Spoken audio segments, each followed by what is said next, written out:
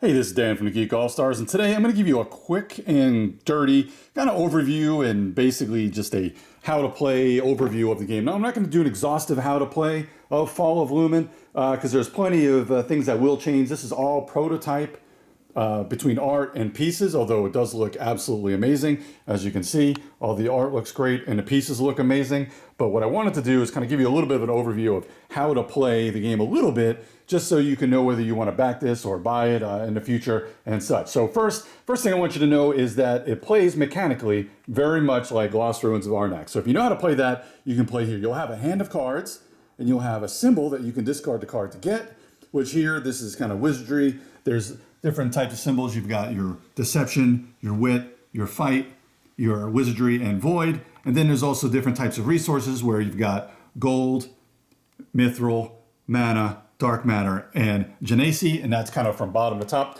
But like I said, you'll be able to either use the ability on the bottom on your turn, or you'll discard a card to get that. Again, very much like Arnak. And you're trying to do different things throughout the game. Now, what you're trying to do, I'll give you a little quick theme here, is this is the world, and you're trying to get the Lost Citadel or the Mean Citadel of Lumen, which is kind of represented by this board here. You're trying to get that, you're trying to get keepers, or let's just call them kind of the good guys, the keepers, up onto the different areas of Lumen before the 6th round comes and then Lumen collapses because you've succeeded. So here, this represents Lumen, and it'll be moving all around the board. And then you'll be trying to, you turn in your keepers who you will rescue here. Either you'll rescue them from prison, or there'll be different things throughout the game where you'll be able to get them. So I've got it set up as a single player game, but basically it's not going to change a whole lot from single player to multiplayer. So the first thing that we're going to do, the board is set up here. There are different things you'll be able to acquire to the game. Like here you have traits, and then here you have some trinkets, and then here you have some spells and some artifacts, which are a little bit more powerful, and then some allies. Now, of course, it goes a little bit stronger as you go kind of around the board, whereas the artifacts are strong. And if you can tell here, they get a little bit really good where you've got kind of the 2 symbols where you can get, like here, 2 fight, or in the bottom, you've got some pretty and powerful things where if you can, this Horn of Valor, you can destroy the Horn of Valor and take, what is this card? This is, I'm sorry, a bounty. You can take a bounty, and that'll get you an ally that you can acquire. And like I said, then the allies are pretty good. They'll stay in play. 2 different things will stay in play. Allies will stay in play every round and help you. Either you can exhaust them and get the symbols, or you can use their ability. Like here, Zane, the ability is to get you, I'm sorry about the light there, and that'll get you a dark matter. But they'll also give you symbols, which will come into play. This is an ability that'll come into play that basically just lets you put a card on the bottom of your deck, top of your discard pile or under your discard pile, so you can get it next turn. And then this is some symbols that will help for other things throughout the game. Now, a couple of things are not in the game yet. You'll start off the game, not in the game, the system that I have. There's missions that'll be in there, so I'm not going to mention that, but that's going to be part of the base game once it comes.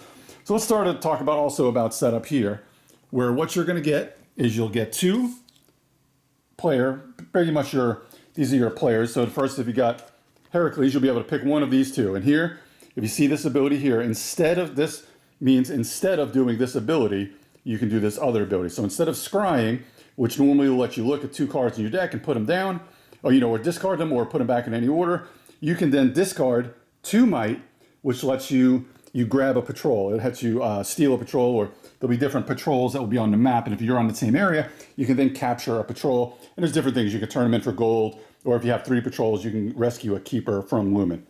And then on every round, at the beginning of the round, you'll get the 2 symbols up here. And here, if you see another one, Mordred, instead of a trade ability, you can then discard a bounty. And Mordred gives you 3 of the deception symbols. And then, again, like I said, the good thing about Twoid games is they give you an absolute ton of player that you can use. Then you'll also get basically a faction.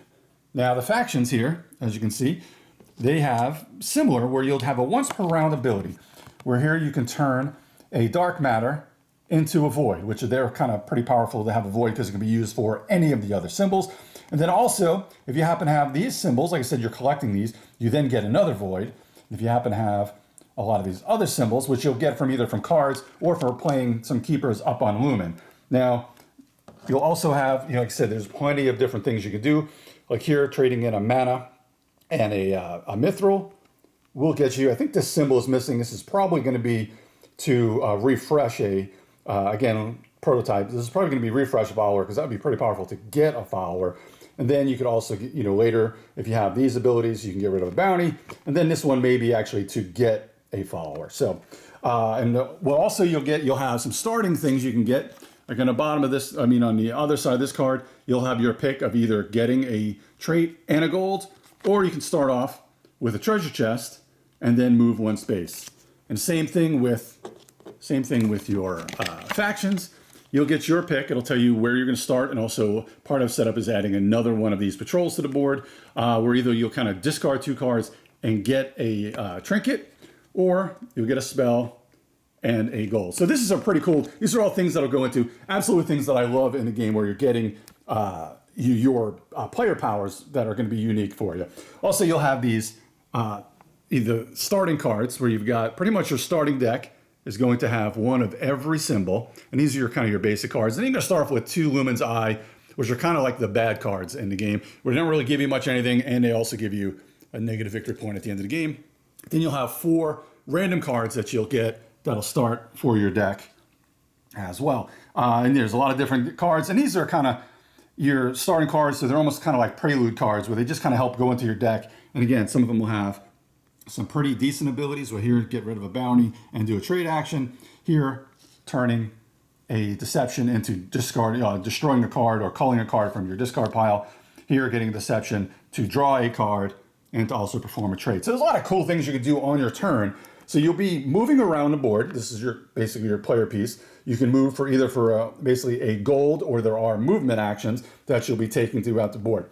Now, the different actions that you can take, I'll show you kind of the player board. The player board is really good, and I'll go through each one of these actions real fast here. So at the beginning of your turn, you're going to get 5 cards.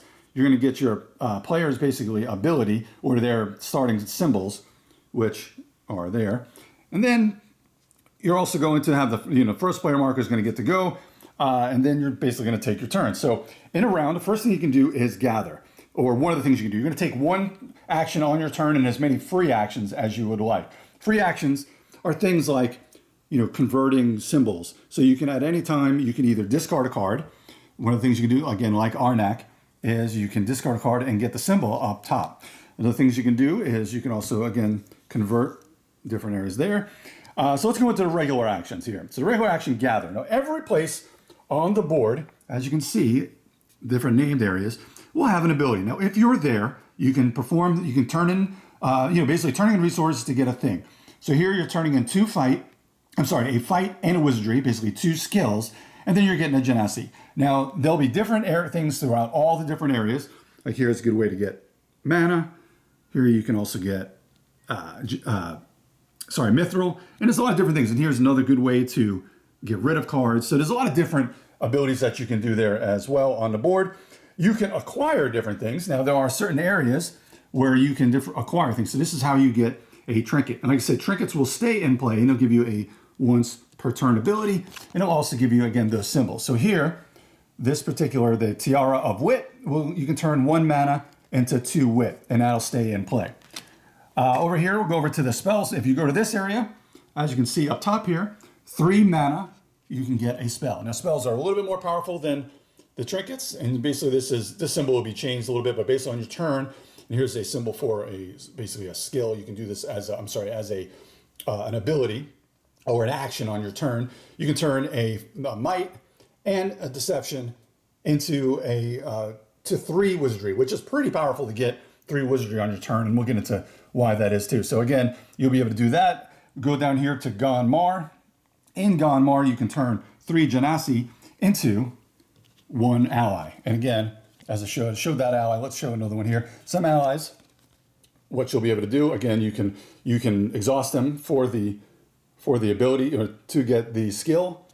You also have a symbol here and something that'll happen right away. This is a ritual, which when you do have the ritual symbol, what that means, we'll go to your right here, handy dandy on the board, is you can either get a mana, you can turn mana into a dark matter, or you can turn dark matter into a genasi.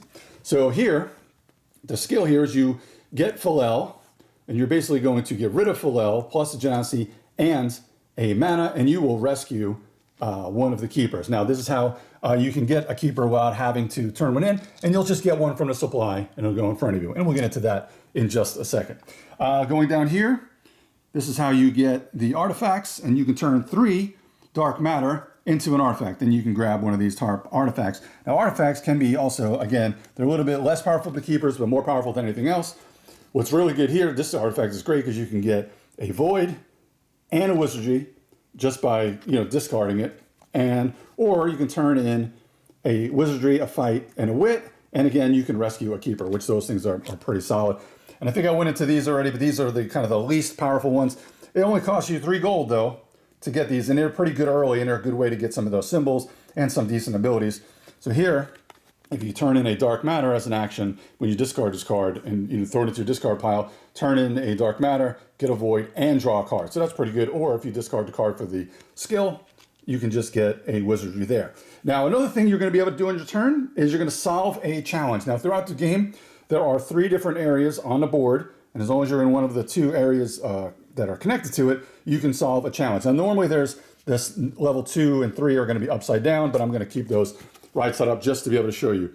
Now, on the top left, they're going to be what you're going to be able to do to get the challenge is you need to discard or turn in 2 wizardry here and 2 deception, and you'll get the reward down there, which here is going to be a mithril, and you're going to be able to get a spell, so you'll get a spell from the top. So those are pretty good. So then you would kind of discard that, and then the second level will come up, and the second levels are a little bit harder and get a little bit better rewards. So here you would turn in 2 fight and 2 deception, and then Knights of Omen, and then this would give you a ally to be able to put right into play for you to be able to use it immediately.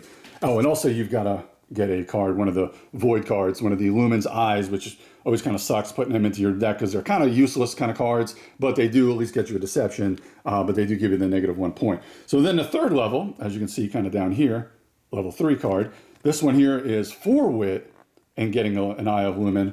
And then the good thing is you're actually now rescuing a keeper from basically this site. Now, each one of these sites, once you defeat level 3, you will rescue a keeper. And if you can see here from the different numbers of players, you'll have 3 here in this site, 4, 6, or 7. And what you'll do is up here, there are other cards that you will take, and you will look through these, and you'll decide which one you want to put on that site, and it'll basically give you a reward for the future. So these are ones that kind of stay in play. Like here, this would permanently go to that spot, and you can turn in 5 wizardry, and you would then get to rescue a keeper from there and get a mana as well. I'll just throw that back up over there. So that's the different ways that you're going to do the different abilities in there. And then you can also, like I said, you can play a card. You can buy a ride, which is basically 1 gold to go one place, and pass is the end of your turn. I'll get into, that's kind of the last thing. Infiltrate an agent. So if you happen to be on the same space as Lumen, and if you happen to have, let's just say you happen to have a keeper in your supply, you can then infiltrate an agent. Now, that's the whole kind of part of the game. You're going to take one of your agents, and you're going to basically spend the amount to infiltrate. So each area, there's a different sections, and then of course there's the main section there, which is going to be the hardest one because it costs 3 void to get in there, and then you basically put your player piece there, basically your keeper shown there, and you'll get an ability. Now here, if you do the keeper, you'll get a teleport at the time, and at the end of the game, this is also worth. Each one of these are worth 5 points at the end of the game, plus 2 points if you have one at the top in the void there, and all these others. So this one here costs the 3 wizardry. This costs 3 deception and take a bounty. This one costs 3 wit. This one costs 3 fight. So if you happen to have either a neutral or another party, these are neutral because we've been playing solo, this will cost you to put a player in there, to put your piece in there, put your keeper there. It'll cost you not only the cost there, but also one of these one of the deception as well as kind of like an extra thing. So each one of these will have, and these are random, there's 4 different sides because it comes with 2 pieces and 2 different sides of it. So you can either take one of these 3 where you place it. This will be an instant ability, which is to get you a Genasi or a Scry. Here, every round will get you a Void, and I believe they're changing the rules where you'll be able to get it immediately.